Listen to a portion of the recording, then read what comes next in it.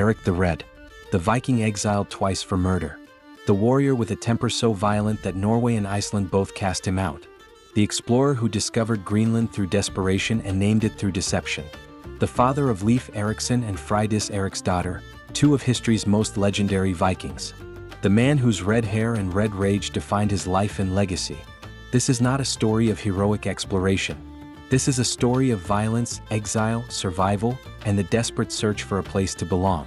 This is the saga of Erik the Red, the murderer who became a colonizer, the outcast who founded a civilization, the violent man whose descendants would reach America. Erik Thorvaldsson was born around 950 AD in the Jæren district of southwestern Norway, in a time when Viking society was transitioning from its wild pagan past toward a more organized Christian future. His father Thorvald Asvaldsson was himself in exile, having been banished from Norway for the crime of manslaughter, forced to flee with his family to Iceland to escape punishment and blood vengeance. Erik grew up understanding that violence had consequences, that killing could cost you everything, that exile meant losing your home and starting over in a harsher land. But understanding consequences and controlling violent impulses are different things entirely, as Erik would demonstrate throughout his life. Erik inherited his father's distinctive red hair, a trait rare enough among Norwegians to become his defining nickname, and apparently inherited his father's volcanic temper as well. From earliest youth, Erik was known throughout his community for his quick rage, his absolute inability to back down from any confrontation no matter how minor, his tendency to respond to insults or challenges with immediate and disproportionate violence. In a culture that valued courage and martial prowess highly, that celebrated warriors and honored brave deeds, Erik's fighting ability should have made him respected and admired. And to some degree it did. No one doubted Erik's courage or skill with weapons. But Viking society also valued self-control, wisdom, the ability to navigate complex social situations with honor intact but violence avoided. The sagas are full of stories praising men who showed restraint, who chose clever words over rash action, who understood that sometimes the truly brave choice was to walk away from a fight rather than provoke one. Erik lacked this crucial balance. He was the man who always chose violence, who saw every slight as a mortal insult requiring blood vengeance, who would rather kill than compromise. His fellow Norwegians and later Icelanders respected his fighting prowess but feared and distrusted his lack of control. He was dangerous not just to enemies but to anyone who might accidentally offend him through some unintended slight or misunderstood word. People learned to be careful around Erik, to watch their words, to avoid situations that might trigger. This reputation followed Erik from Norway to Iceland when his father's exile forced the family to relocate. Iceland at this time was a relatively young colony, having been settled beginning around 870 AD by Norwegian exiles, adventurers, and those seeking independence from the increasingly centralized authority of Norway's kings. The settlers had established a sophisticated legal system based on regional assemblies and an annual althing where disputes were settled through law rather than endless blood feuds. Iceland in Erik's youth was still a relatively new colony, settled within living memory by Norwegian exiles and adventurers seeking independence from increasingly centralized royal authority. The island was harsh and unforgiving, with limited farmable land, brutal winters, volcanic eruptions that could destroy entire regions, and a population constantly competing for scarce resources. In this environment, disputes over land, livestock, and honor were common and frequently violent. Erik established his farm in northwestern Iceland, in a region called Drangr, after marrying a woman named Thorvald who brought land as her dowry. He worked hard building his farm and reputation, seemed to be settling into the life of a respectable Icelandic farmer. But Erik's violent nature was like a sleeping volcano, dormant but never truly peaceful, waiting for the right provocation to erupt. The first major incident that would define Erik's fate and set him on the path to Greenland came from what started as a seemingly trivial dispute, the kind of minor conflict that happened constantly in any community but that sensible people resolved through negotiation or legal proceedings. Erik had lent decorative wooden beams, called setstokker in Old Norse, to a neighbor named Valthjof.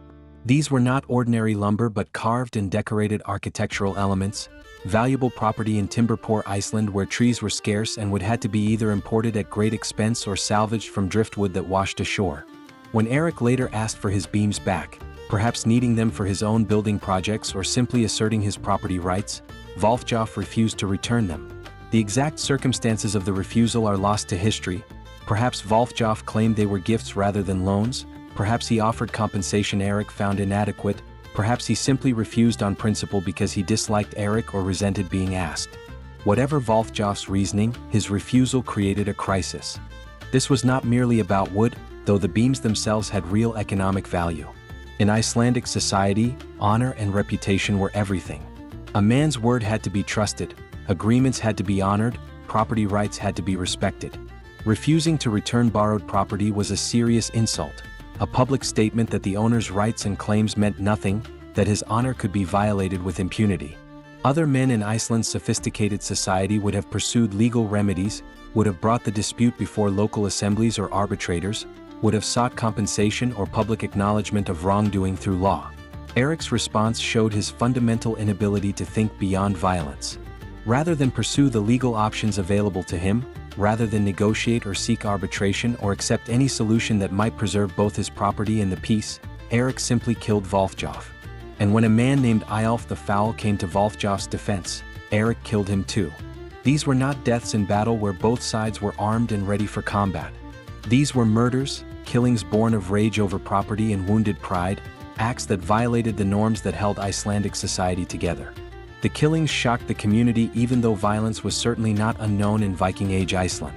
What made Erik's actions particularly disturbing was their disproportionate nature and the way they demonstrated his complete disregard for legal alternatives. Every Icelander knew that disputes would arise, that conflicts over property and honor would happen. The entire elaborate legal system existed precisely to handle such conflicts without requiring violence. By bypassing that system entirely and going straight to murder, Erik showed contempt not just for his victims but for the social order itself. The consequence was immediate and severe.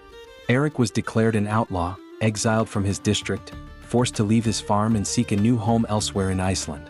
But even in his new location, Erik's temper would not let him live in peace. He moved south and established a new farm at Sudrey on the island of Oxney. There he asked another neighbor named Thorvald to keep some of his household property including valuable bench boards. When Erik later established yet another farm at Hawkadal and asked for his property back, Thorvald refused to return it. Once again, Erik faced the same situation that had led to his first killings. Once again his pride and rage overrode any sense of caution or consequence. Once again he responded with lethal violence. Erik killed Thorvald and two of his sons.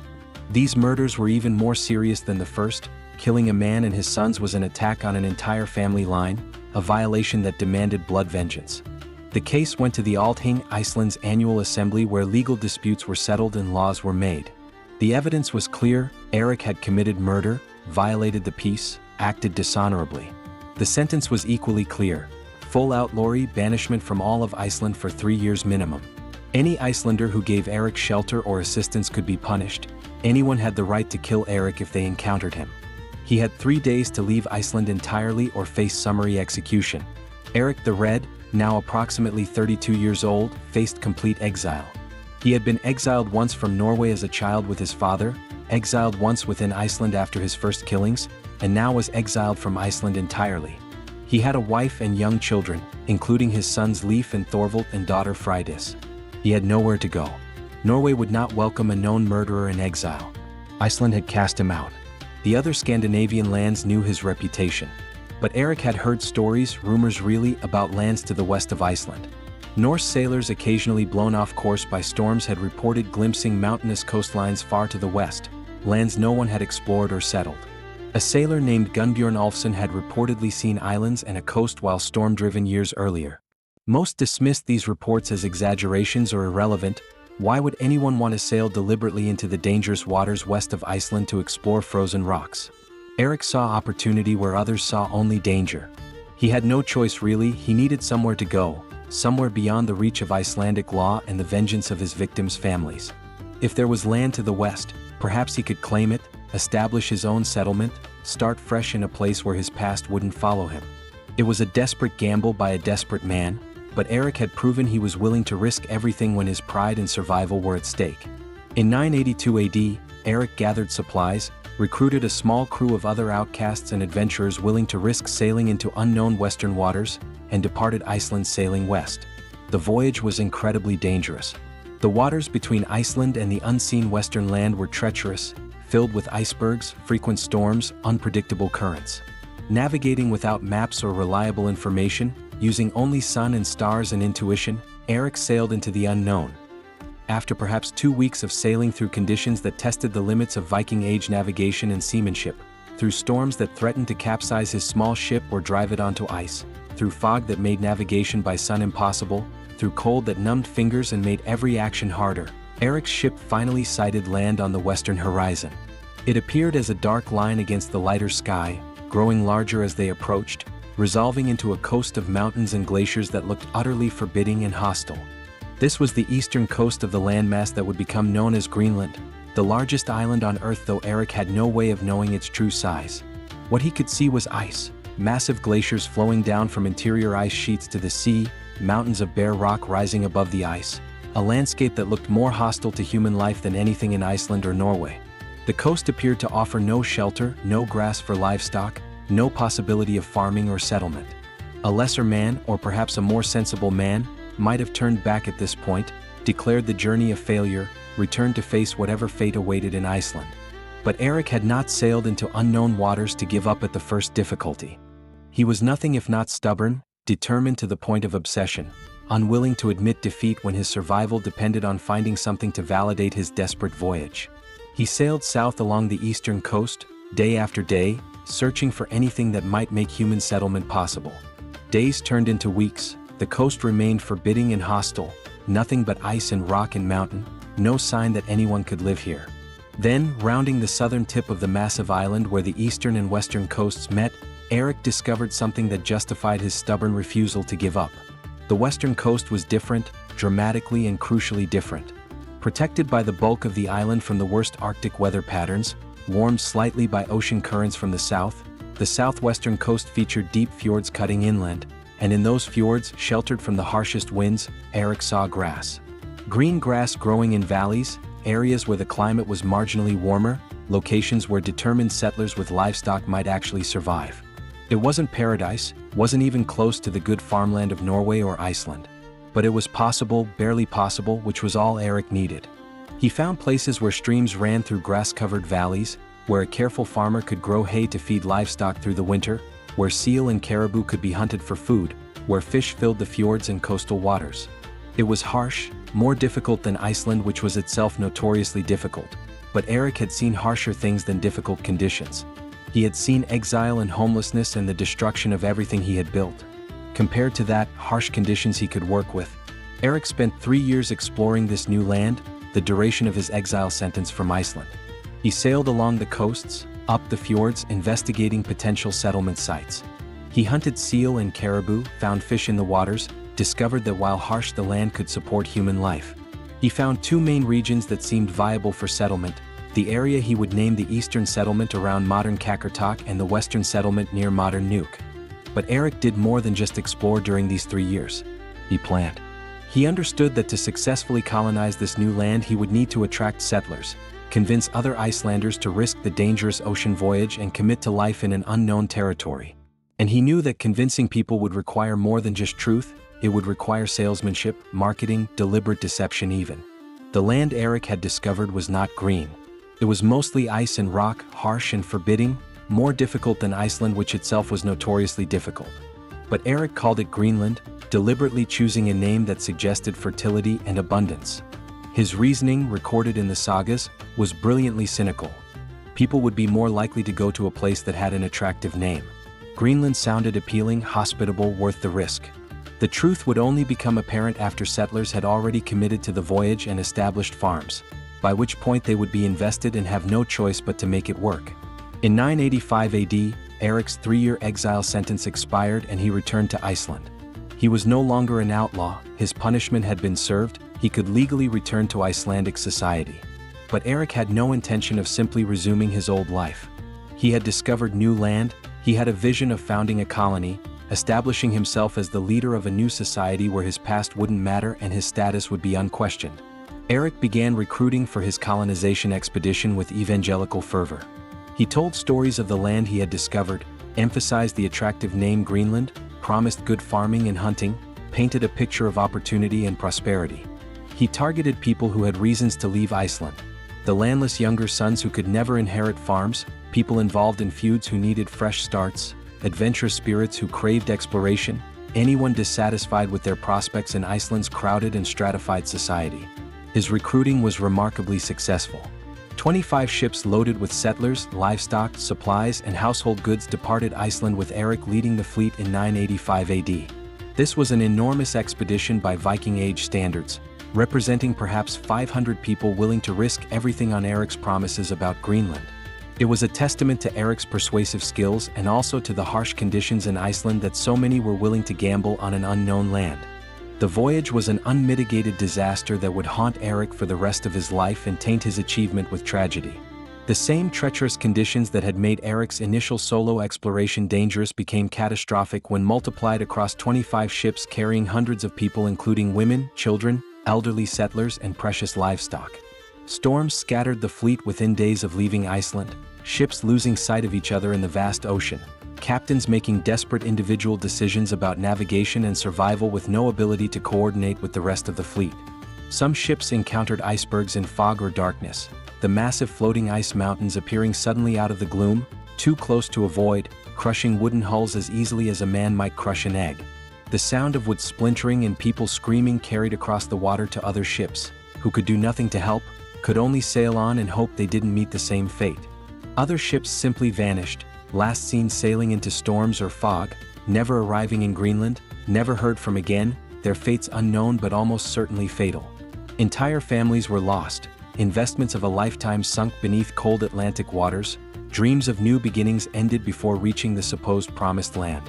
Children who would never see Greenland, mothers and fathers who drowned trying to save them, elderly grandparents who had risked everything for one more adventure only to die in the crossing. The human cost was staggering, perhaps 200 or more people dead, 2/3 of the original colonists who had trusted Erik's promises about Greenland.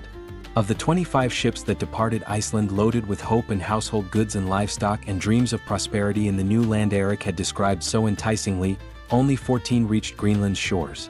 14 ships carrying perhaps 350 to 400 traumatized survivors who had watched friends and family die, who had survived conditions they would remember with nightmares for the rest of their lives, who arrived in Greenland already grieving and exhausted before the real work of survival even began.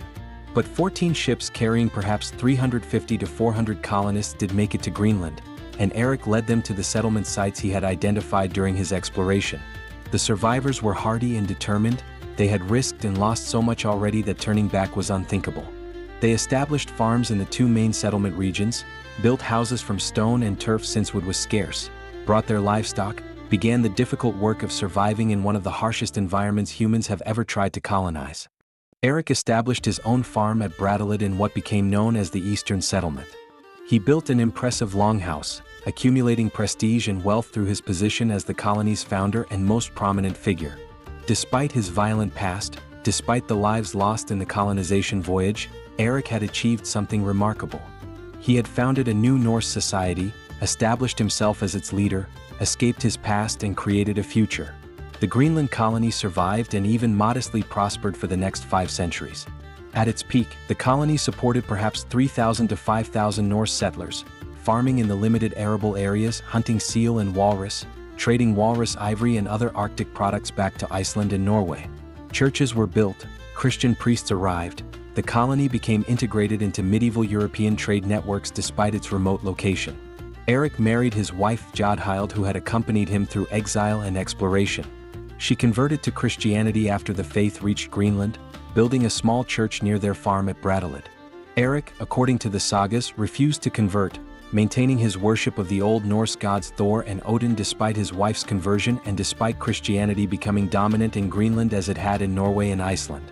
Erik and Jodhild had several children who would become significant historical figures in their own right, carriers of Erik's legacy both glorious and troubled. Their son Leif Erikson would become famous as the first European to reach North America, sailing to the land he called Vinland around the year 1000 and establishing temporary settlements that proved Norse could survive even there. Their daughter Freydis, Erik's daughter, would also sail to Vinland years later, becoming legendary for her fierce courage in battle and notorious for her violence, including the murder of fellow Vikings, proving herself a true daughter of Erik in temperament and tragedy. Their other children, Thorvald and Thorstein, would also attempt Vinland voyages with varying degrees of success and failure. Erik's relationship with his children was complex. He had given them opportunities through his founding of Greenland, established a home for them in new territory where they could build their own legends. But he had also passed on his violent temperament, particularly to Freydis, who would commit murders in Vinland that echoed her father's crimes in Norway and Iceland. The cycle of violence that had defined Erik's life continued in his descendants. Erik died around 1003 AD, probably around age 53, having lived to see Greenland established and his children reach adulthood and achieve their own fame. The sagas record that he died from injuries sustained in a fall from his horse, though the details are vague and possibly embellished. He was buried at Brattahlid, probably with pagan rites despite the colony's official Christianity, the murderous outcast who had founded a civilization getting a funeral appropriate to a great chieftain. His legacy was complex and lasting. Greenland survived as a Norse colony for nearly 500 years after Erik's death, proof that his desperate gamble had created something enduring. The colony traded with Europe, maintained ties with Iceland and Norway, produced explorers like Leif who pushed even further west to North America. At its peak, Greenland had over 250 farms, dozens of churches, even a bishop appointed by the Pope. But Erik's Greenland was built on deception from its very name. The land was not green, was never prosperous, remained desperately harsh throughout its existence. Colonists struggled constantly with the cold, the isolation, the difficulty of farming in such extreme conditions. The climate grew colder during the medieval period, making conditions even worse. Trade with Europe became more difficult as economic conditions in Scandinavia changed. The colony slowly declined through the 14th and 15th centuries. By around 1450 AD, the Norse colony in Greenland had completely vanished. Whether the colonists died out, were killed by climate change or conflict with Inuit peoples, or simply abandoned Greenland to return to Iceland or assimilate with Inuit culture remains debated. Archaeological evidence shows farms gradually abandoned, churches falling into ruin, a civilization slowly fading away. Erik's legacy endured for half a millennium but ultimately failed. From violent outcast to colonial founder, from double murderer to respected chieftain, from Norwegian exile to Greenland settler, Erik the Red's life was defined by violence and the desperate search for redemption through geographical escape. He proved that you could flee your past by sailing west, could establish new identity through exploration and colonization, could transform from criminal to hero through sheer determination and ruthless pragmatism. But he also proved that character follows you wherever you go. The violent temper that had gotten him exiled twice stayed with him in Greenland, passed to his children, continued to shape his family's story through Freydis' violence in Vinland. You could discover new lands, but you couldn't discover a new self. Erik remained Erik, red-haired and red-tempered, till death. If you enjoyed this saga of the explorer who discovered Greenland through exile, make sure to subscribe to Viking Valhalla for more untold stories of legendary Vikings. Hit that notification bell so you never miss another epic tale. His daughter Freydis' story is even more shocking, check the link above.